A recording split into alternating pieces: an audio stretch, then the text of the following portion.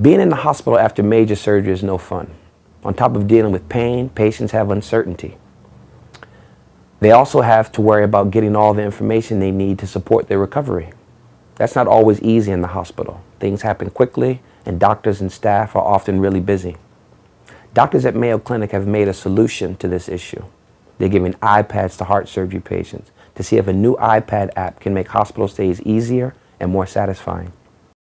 They first gave us an iPad when we went to take him back for surgery. And since then, Nancy Sterner says this iPad has been key to her husband Randy's recovery. The iPad is a nice way to navigate through some of those resources and keep track on a day-to-day basis that you're doing the things you need to do to keep your recovery going the way that it should be. What the iPad does is allow patients to access their plan of care. Dr. David Cook and colleagues at Mayo Clinic designed the new iPad app because he saw a need that wasn't being met. Clear, easy-to-understand information delivered when a patient needs it. We provide them with knowledge on their heart surgery and what's going to happen each day and what's normal and what's not. And I'm not a technology person. I really am not. But even for Randy, the app is user-friendly. He can access educational videos and open different pages that ask him questions about things like pain and how much he's walked.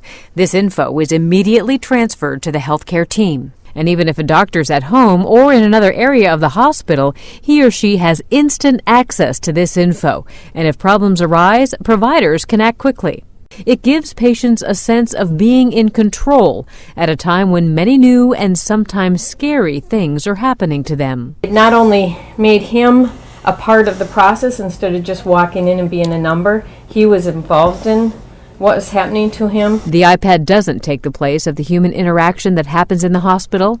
Dr. Cook says, rather, it enhances it. What we're providing is more information to them and to their providers more quickly in formats that are easily understood. In hopes of making the hospital experience better. For Medical Edge, I'm Vivian Williams.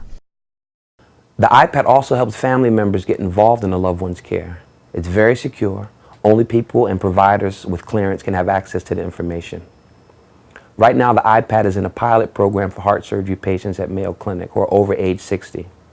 Dr. Cook hopes to expand the use of other areas such as orthopedics, heart failure, and even obstetrics. Before we go, a brief look at the main stories. Government signs contracts for continued works on a national sewage system in Road Town and infrastructural rehabilitation in Palmtown. Team Defiance emerged winners for this year's more challenging and exciting Incredible Race. Derelict vehicles tagged with orange or red X are to be removed by the Department of Waste Management. Minister Vanterpool says additional revenue from cruise tourism will help BVI Ports Authority carry out repairs to docks and ports across the territory. Virgin Gorda residents react to government's plans for the rehabilitation of Lee Road in Spanish Town. Sewage discharge on Millionaire Street continue to be a vexing issue for Virgin Gorda. And the third half marathon in Virgin Gorda saw over 80 runners in the event that was more than just a race to finish. In news from the Caribbean, investigative journalists forced to leave Trinidad following death threats. And St. Vincent and the Grenadines is seeking $6.4 million in emergency financing from the International Monetary Fund. Remember, you can find all the news stories featured in this newscast as well as previous newscasts on our website, jtvlive.net. You can also watch this entire newscast on jtvlive.net along with JTV's television programs, community and government events.